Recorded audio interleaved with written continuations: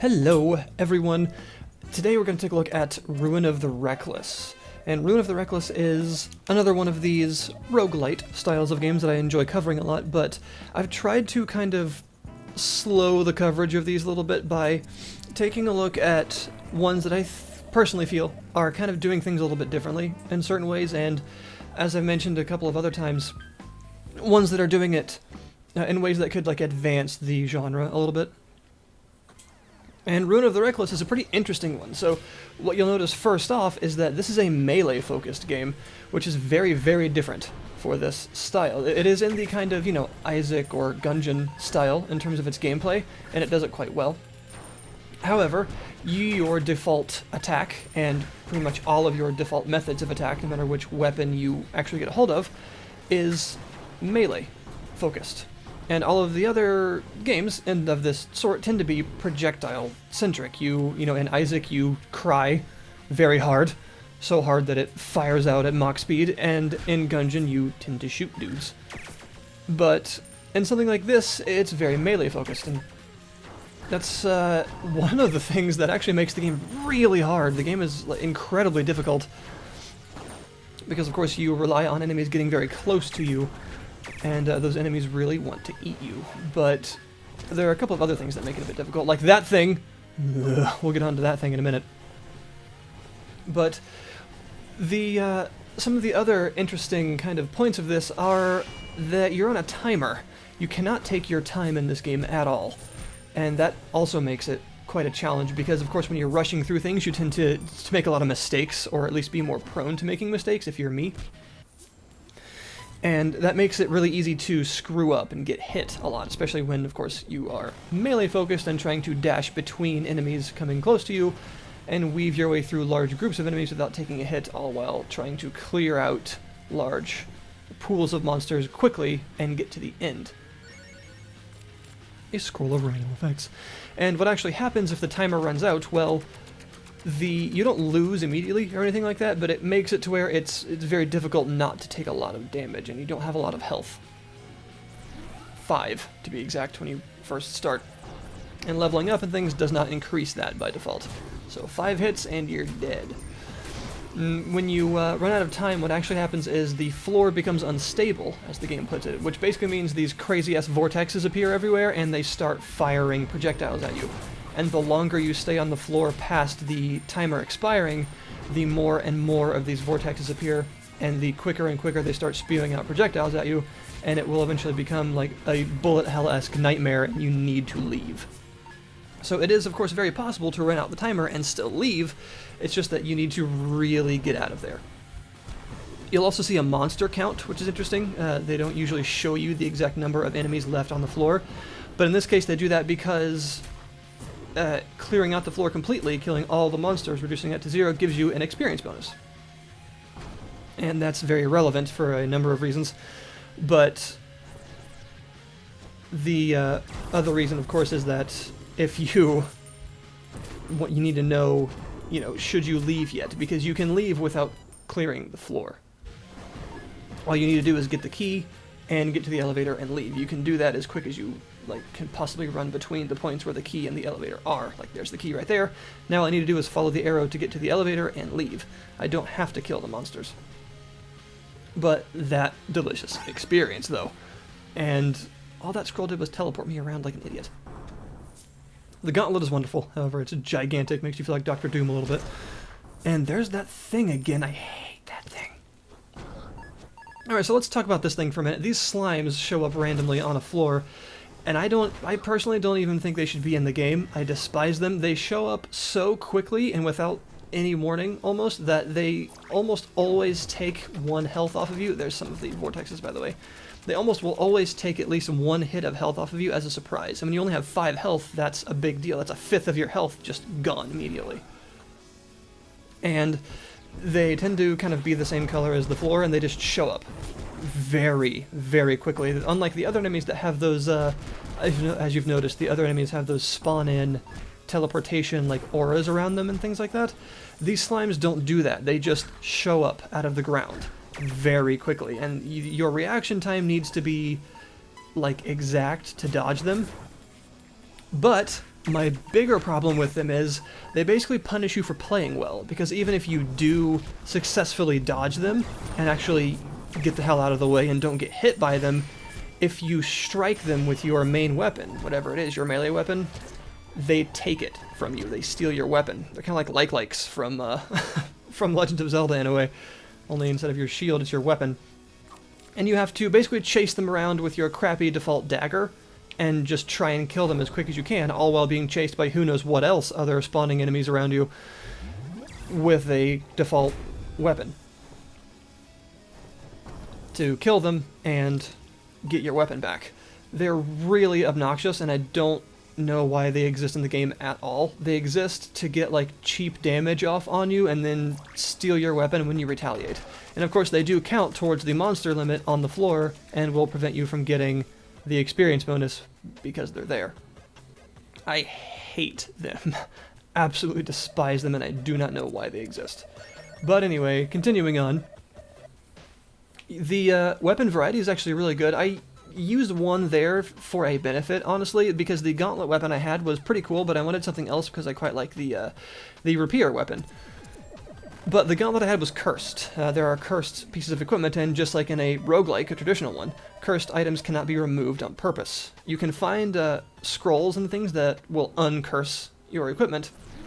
However, that evil slime thing can take your weapon from you even if it is cursed. So I used it to eat my gauntlet so I could pick up the rapier. So they do have a use, I suppose, but they're still massively obnoxious, and I think they shouldn't even be in the game at all, personally. But some other better points to the game. The weapon variety is really good, and every weapon feels highly different. You've got your basic things like the blast bracer, which is what you're using kind of as a default, which is sort of a almost like a shotgun blast in front of you, but a very, very short range one, like I said, because it's melee focused. And then there's a heavy blast bracer, which is just a slightly longer range, a wider version.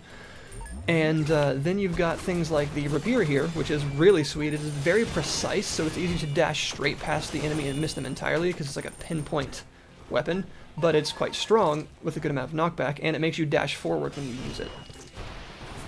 It allows you to knock enemies back into each other. It synergizes really well with things that can make enemies explode, for instance. There are things that do that.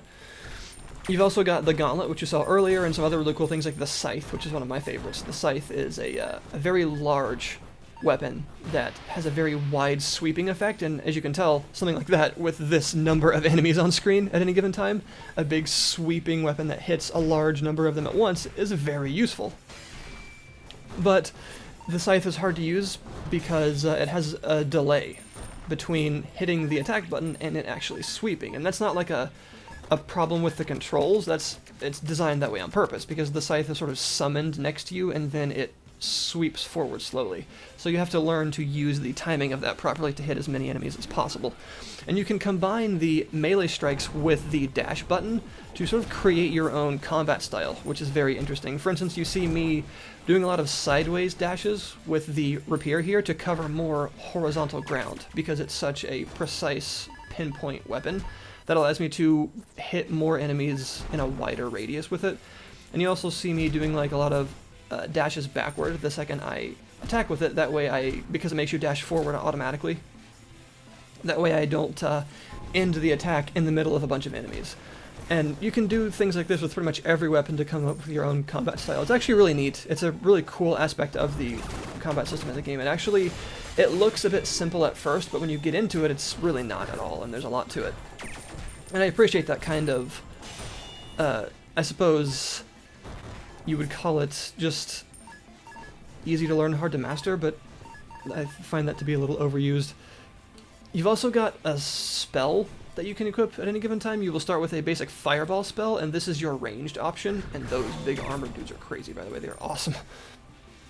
And your spell is, it can be many things. There are several different spell books that you can find. They can be cursed as well, by the way.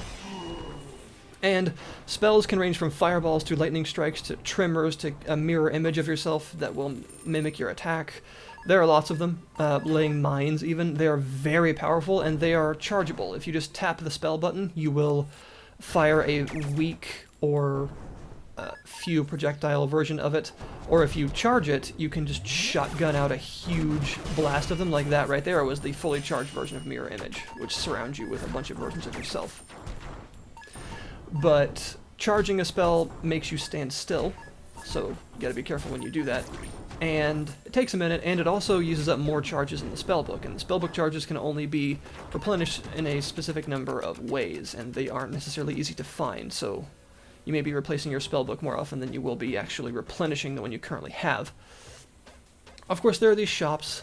You can also get a trinket that can do very many things, and your dash, your basic dodge move that I've been doing all the time, can be altered with different boots. There are boots that alter the number of dashes you have, like all the way up to things like sextuple boots, which give you 6 dashes when normally you have 2, by the way, so that's a lot. To flying boots that, you know, make you fly.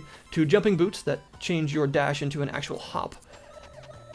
To things like the bull rush boots, which is what I've been using, which makes your dash quite long and actually stun and move enemies out of the way when you hit them, which is one of my favorite types of boots. It's really cool.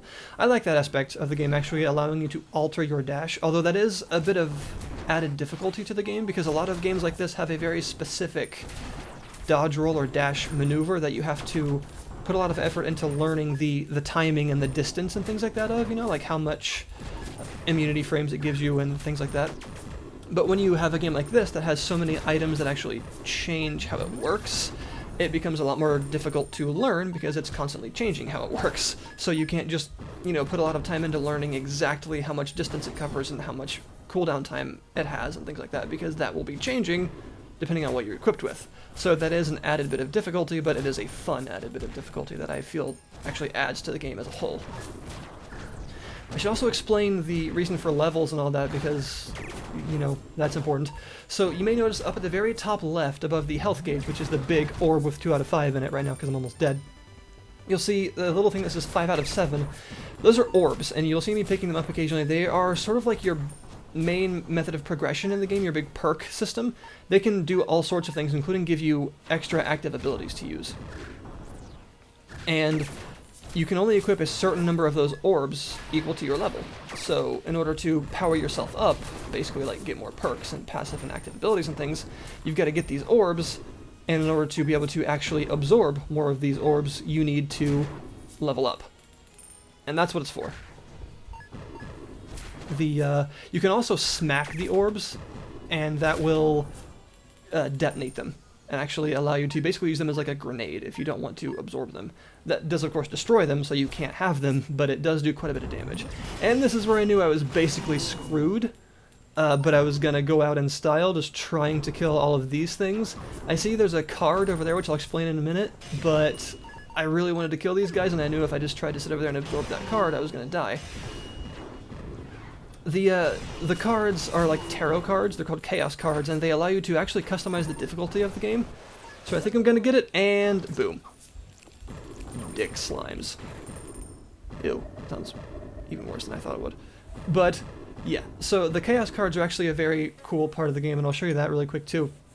In the lobby, there's a big, what's essentially a tarot table, and it allows you to customize the difficulty of the game by equipping the cards that you've found and earned. I actually got another one just after this video ended that randomizes the equipment that you start with, which sounds awesome, and I'll definitely be using that. And you put them on this mat, and they basically form your difficulty level. So I have one equipped called Calm there, which makes it to where the timer starts a bit higher, so that you have more time on each level.